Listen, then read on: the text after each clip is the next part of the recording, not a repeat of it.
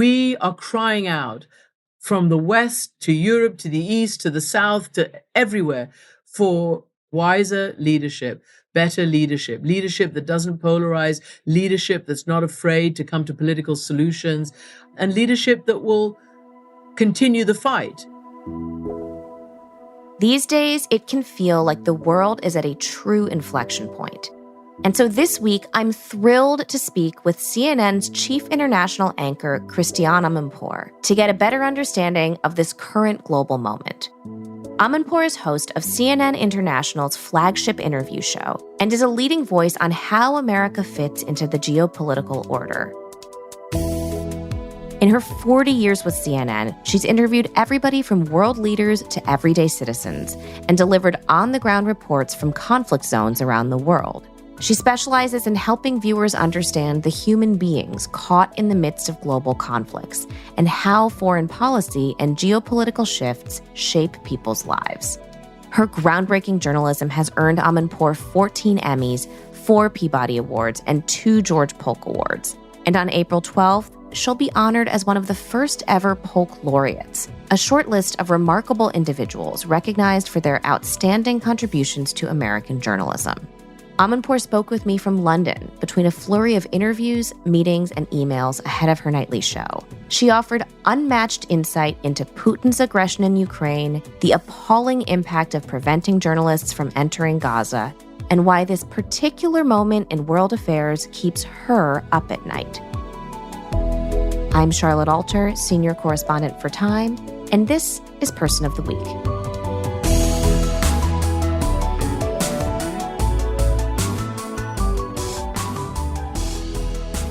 You've covered conflict for over 40 years. We're talking at a moment where there's a ground war in Europe and a war in the Middle East alongside many other regional conflicts. Do you think the world is at a unique tipping point right now?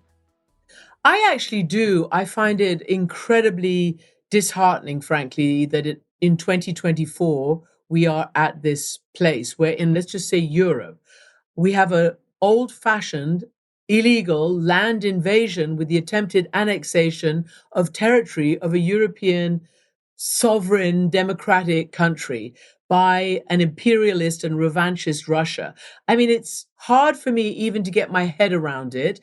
And it's even harder for me to understand why 3 years in, I mean, we're in the third year now, it's a 2-year anniversary, we're still worrying about whether we're going to keep providing the support to Ukraine, which is the democratic sovereign nation that is where the actual battle for democracy, certainly in the Western world and in the Northern Hemisphere, is being wrought. So if we genuinely believe that all the things we've been taught from childhood, and certainly from World War II on, are correct moral and international values and rules of the road, then there should be no question of how to deal with this illegal invasion. So I want to ask specifically about what's happening in Gaza as well. What do you think have been the biggest challenges of reporting on the Israel-Hamas war? Well, the biggest challenge is, in fact, the fact that Israel does not allow any foreign correspondents into Gaza, period, end of story, unless they are handheld, embedded, or whatever else you want to say by the IDF and get a very quick in and out, heavily directed, guided tour by the IDF. So that's a major problem. And again, it's 2024. Israel calls itself a democracy, and as a democracy with a historically robust respect for journalism and the diversity of opinion within its own nation, is simply barring access to press from other democratic countries into Gaza. And I've never seen anything like it in my life. I'm used to dictatorships, autocrats, military juntas, being very difficult in terms of giving us access. I am not used to a democracy being this obstructionist when it comes to our absolute right to tell the story. And I think that the Committee to Protect Journalists, clearly leaders of our organizations, have signed letters requesting and requiring that we be allowed access. And on top of that, we have also, certainly people like myself and correspondents, have decried the scores of dead inside Gaza in terms of not just the tens of thousands of actual dead, but including nearly 100 journalists since October 7th in Gaza, Lebanon. And it's just, it's mind blowing. And so it's incredibly, incredibly difficult. And I'm used to covering the human face of war. So Right. I'm used to covering, even in Ukraine, what's happening to men, women, and children who are not combatants.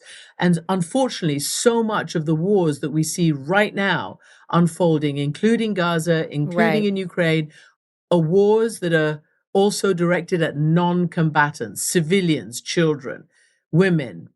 So, on that note, you are known for this sort of coverage of civilians and the human face of war, as you said. What is your sense of how this war in Gaza is different than other wars that you've covered in this region? Well, first and foremost, I want to go back to October 7th, because just as I say, it's absolutely unconscionable, unpermissible, illegal in any case to attack civilians. That's what Hamas did in Israel on October 7th. Women, children, elderly were killed point blank and kidnapped, as well as those who they view as their enemies, which are Israeli soldiers, men and women. But the civilians were also targeted. This is unacceptable under any circumstance. It's a war crime. So war crimes are being committed all over. I covered war crimes, the first to emerge in Europe in my time, which was in Bosnia in the 90s. And there it was also difficult because we were deliberately targeted by one side, which were the Bosnian Serbs, promoted by Serbia, the stronger party, who wanted to ethnically cleanse and annex and seize territory for a greater cleansed Serbia. And I use those words because eventually it was a genocide, which was adjudicated as such at The Hague, and people were convicted. So that's what I've seen. And under fire, though, I was able to cover these stories along with my colleagues at great personal risk. War is very difficult, particularly wars that are directed at civilians. There's no safe place to hide, even if you're a journalist, because you're amongst the civilians by virtue of covering what's going on. Right. So that was dangerous, but this is impossible. We can't get in. And our colleagues from Gaza are paying with their lives to keep the world informed. There are stories that are going on that, we still don't even know the whole extent of it. We don't know what Hamas is up to. We don't know how the hostages are being treated. We don't know who's taking care of them. We don't know who's in charge of civil society, civil order. Apparently nobody in Gaza, because police and other sort of quote unquote institutions in Gaza have been regularly bombed. Hospitals have been regularly bombed. Schools have been attacked and raided.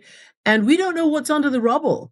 I mean, we do not know what's under the rubble, and we can't even try to find out. And it's going to be very difficult once we are granted, if we're ever granted access. In Bosnia, we could access, by and large, most of what was going on. Obviously, there were, let's say, Srebrenica, for instance, was under siege, and it was very, very difficult for independent journalists to get into Srebrenica. The Bosnian Serb military wouldn't allow it, but there were ways that journalists managed to climb across mountains and go in and come out with, stories at great risk to themselves. Here, there's a military who are banning us and others from getting in from the Israeli side and from the Egyptian side. So Gaza has always been, ever since Hamas won those elections back in 2006, when Israel created sort of an enclave that was essentially a big prison. We have been in since, I have been in since, but it was always with the approval of the IDF and the Israeli government. Now you're not getting that approval as independent journalists when they don't want you to go in. As I said, they will only take you in on embeds, and that's very rare. So I just do believe that it's our responsibility as journalists to get to all these places. And we are called, one of the pillars of democracy and the fourth estate. And that carries with it a responsibility and a burden to tell the full story, tell the truth, and let our viewers, our listeners, our readers, our users actually know what's going on. We are their eyes and ears, and we are unable to perform that task. So what we have right now are, dedicated correspondents and producers on the outside, making whatever calls they can make into trusted sources inside Gaza and get a bit more of a picture of what's going on. So you have been able to get into Ukraine to do some reporting on the ground there. What did you see on the ground in Kyiv? I mean, Ukraine is also not giving as much access as we would all like to the front line. And we keep lobbying the Ministry of Defense and the government to increase that access. The last time I went, I had more access than I'd had before, including into hospitals where we saw the actual wounded being evacuated. Mostly in Kyiv, what you'll get is, as we've seen, the missile and drone attacks on infrastructure, on bridges, on electric plants, on things like that, including in some cases on civilian targets. But mostly the horrendous action, the war, is happening on the Eastern Front. And I will also say that, they are not giving us as much access as we would like. But I will say it's not like you rock up on the front and sort of, wander around at will. These things are always pretty much usually coordinated with the military who are actually conducting the war for all sorts of reasons, basic safety. And also, as you know, we understand that all sides sometimes want to keep certain things from the press. It's our job trying to get through that barrier. But that's one of the reasons why people don't want us sometimes near the front. And I would say in Ukraine, one of the reasons is they don't want to maybe show the world the pain that they are undergoing on the front. It's terrible. I mean, it's really, really terrible. And I don't know whether it's because they don't want to reveal the amount of death and injury. They don't want to reveal what Russia is doing to them. They don't want to maybe have a negative effect on the public morale, and support for the war. And Russia is using tactics that, again, amount to war crimes. I would say that the Ukrainian officials, the president on down, have told me that even though they are outmanned and outgunned right now, as the United States refuses to unblock the military aid that Ukraine needs, even then they are inflicting, in actual numbers, more casualties on the Russians than the Russians are inflicting on them. I mean, the president of Ukraine told me in February at Munich that it was by a significant number. I don't have it at my fingertips right now, but it's a significant number that they are imposing many more casualties on Russia. But Russia has many more people that it is just throwing into this battle without necessarily concern for whether they ever retrieve them or not, and certainly not whether they live or die. You just mentioned that you spoke to President Zelenskyy this past February. What were some of the most important takeaways from that conversation that maybe didn't necessarily make it onto your broadcast, or what were your impressions of him as a person? Well, I go back really to the eve of the war, where I did my first interview with him. It was at the Munich Security Conference, and it was about 3 or 4 days before the war had started. And he had been advised by his US and other allies, better not leave Kyiv right now. We know that Russia is going to invade. As you remember, the United States, Britain, published that intelligence in a very unprecedented way, hoping to deter Putin. It didn't deter Putin, but they knew. The Allies knew what was happening, and they did sound the alarm. But Zelenskyy either didn't necessarily believe it, or in any event wanted to show his face to the world and ask for the help that was required. So in February 2022, he said, this is not just my fight. It is not just Ukraine's fight. Just like in World War II, it's all of our fight. And you must come to our defense. You must support us, because we are fighting for you. We are not asking for your troops. We are not asking for boots on the ground, but we are asking for the means by which to hold off an undemocratic, dictatorship with imperial and expansionist ambitions, which is Putin's Russia.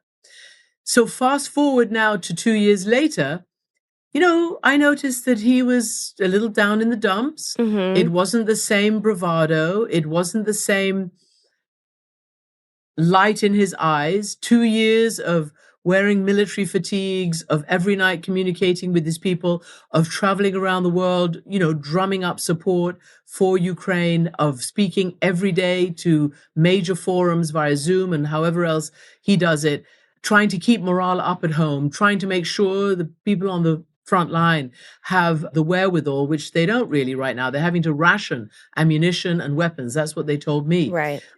That weighed on him. I could see that. But the fight is still there. They're not ready to give up. And he said, look, even if you do not fund us, even if we never get this bill with extra aid, we will not give up. When we come back, Amanpour discusses journalistic freedom, what inspired her to become a reporter, and why this is an unprecedented moment in world affairs. More in a minute.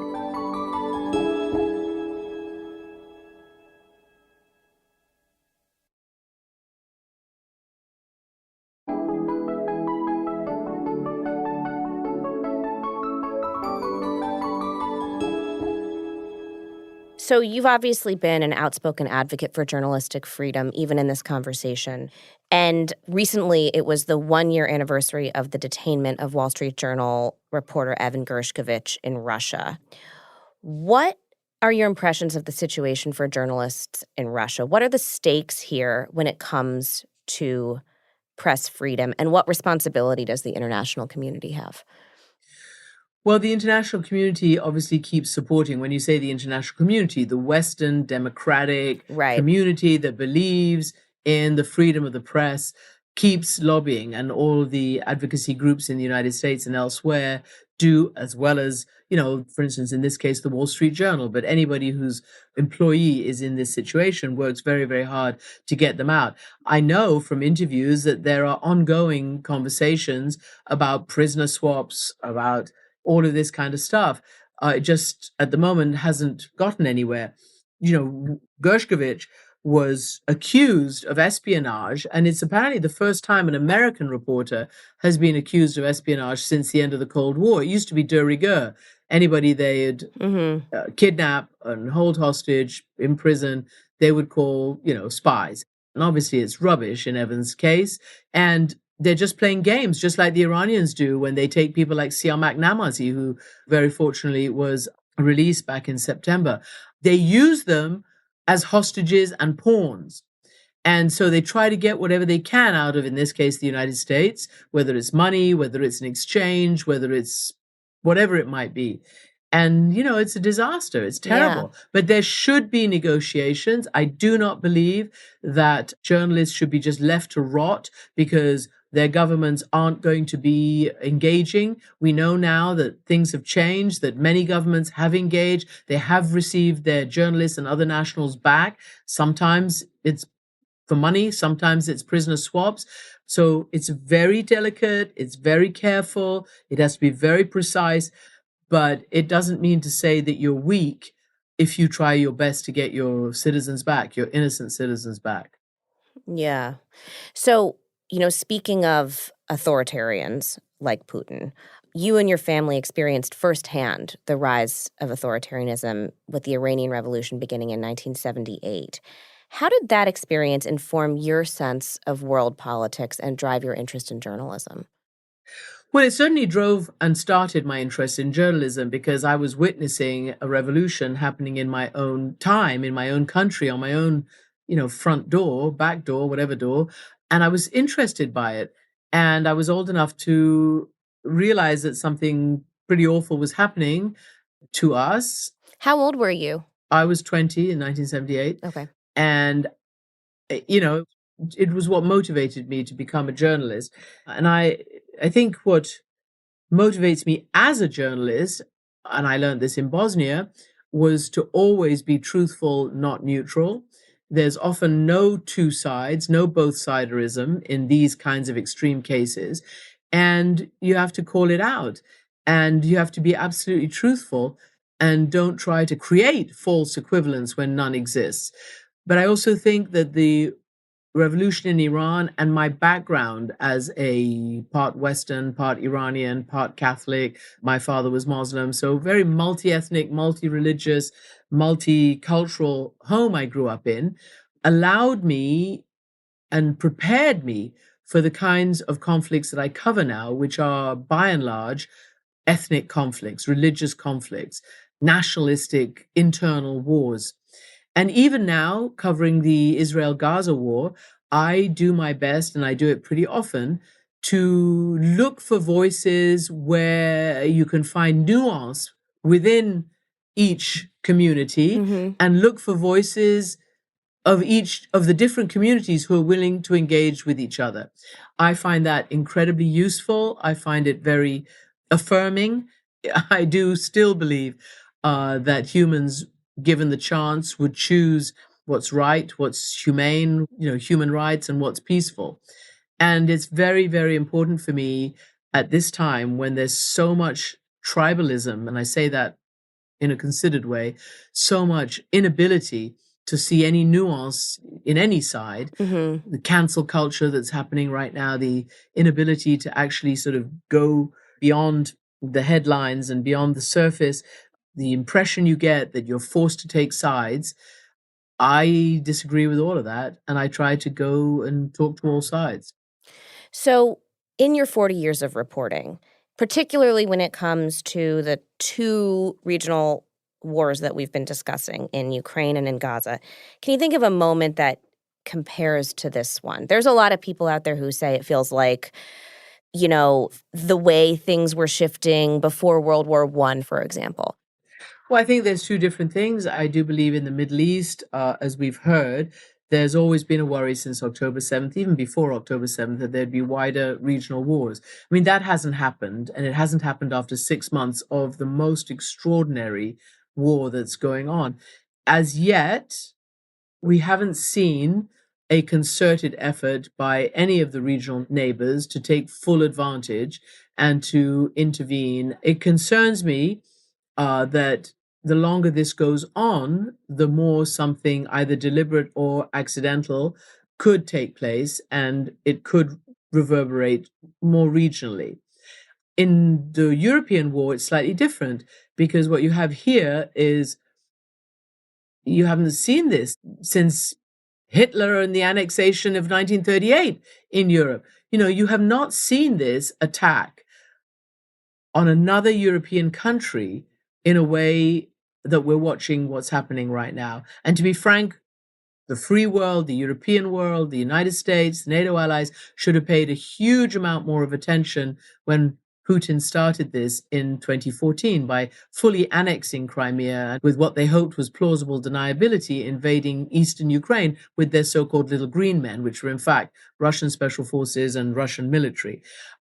So that is very, very dangerous. That one affects our way of life. It really does, because it means that if Putin should be allowed to win, then the rules of the game are out the window. Where do you draw the next boundary? Where is the next frontier? Where do you say, oh no, this is the front line where we're going to defend democracy, human rights, the international rules-based order that we, the West, created, we, the United States, led after World War II. So I think that is a huge, huge drama unfolding on European soil. I do strongly believe, and most analysts will tell you this, that without a political resolution in the Middle East between Israel and the Palestinians, I'm afraid this will go on. This kind of periodic bloodletting will go on. And it is terribly sad, terribly, terribly sad. So, given all of your experience covering war, what is it about this moment that keeps you up at night? Everything. This is after 40 years, 30 years of actually reporting. It's 30 years since the Rwanda genocide, for instance. I thought nothing could get bleaker than that. 800,000 to 1 million people were killed from April 6, 1994, in 100 days, with machetes, clubs, and bare hands. I never thought I could see anything worse than that. But the accumulation of these horrors, and to see this 30 years later still happening, it really bothers me. It bothers me about leadership. I really, really do believe it's about leadership. And that's what I think is a terrible, terrible reality. 35 years since I started as a war reporter, I thought the worst of what I was ever going to see were the Bosnian Serbs raping, pillaging, sniping, besieging, Bosnian civilians in Sarajevo and elsewhere. And now we're seeing another worst, and it's 30 plus years later. So I put it down to leadership. Sorry, I do. I do put it down to leadership. And we are crying out from the West to Europe, to the East, to the South, to everywhere for wiser leadership, better leadership, leadership that doesn't polarize, leadership that's not afraid to come to political solutions, and leadership that will continue the fight. Like if the US, for instance, gives up now on Ukraine, what is that going to tell you about US leadership? Christiane, it's been such an honor speaking with you about your important work reporting on these world-shaping events. But now we'd like to get to know more about some of the everyday things that shape you in a segment we like to call The Last Time. So, when's the last time a world leader hung up on you? I think it goes all the way back to Yasser Arafat. I don't believe I've been hung up on since 2002. By Yasser Arafat, when then Israeli Prime Minister Ariel Sharon had invaded again the West Bank and his particular compound in response to a series of suicide bombings in Israel. And I had asked him some question about responsibility and this and that, and he hung up on me in a very embarrassing way. And I don't know whether anybody around the world saw me blush, but I know I was blushing. When's the last time you agreed to do a cameo on a TV show? On a TV show, could it have been the Gilmore Girls? I think so. Which today is still resonating, and I love it. I cannot tell you the number of young women who talk to me about the Gilmore Girls. It's just so great that it's still having such an impact. And I mean, such a smart series about smart young women.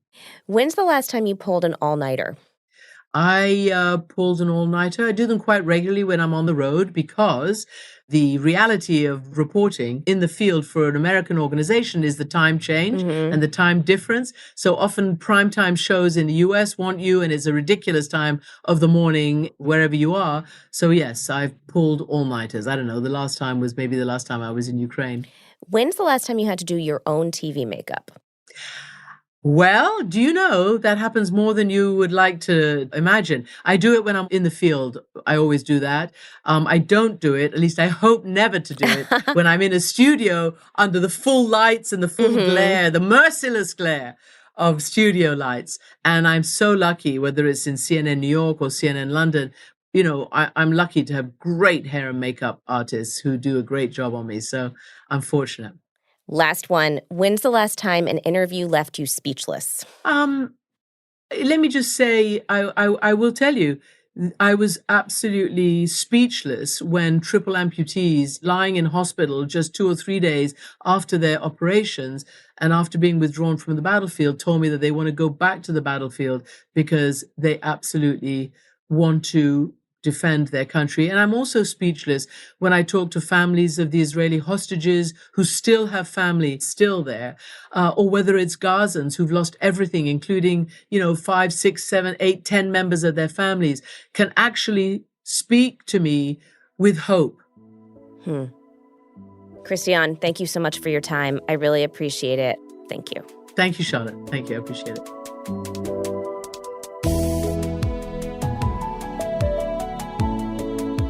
You can catch Christiane Amanpour on her show, Amanpour, weekdays on CNN International and CNN Max.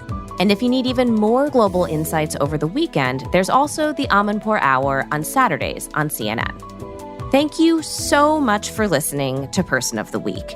If you like what you heard, don't forget to subscribe wherever you get your podcasts. And we'd love to hear from you. So send your tips or thoughts on our show to personoftheweek@time.com.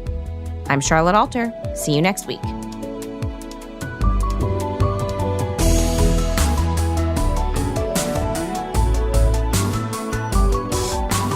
Person of the Week is hosted by Charlotte Alter. It's produced by Nina Bisbano and Allison Bailey. Our senior producer is Ursula Summer. Our story editor is Katie Feather.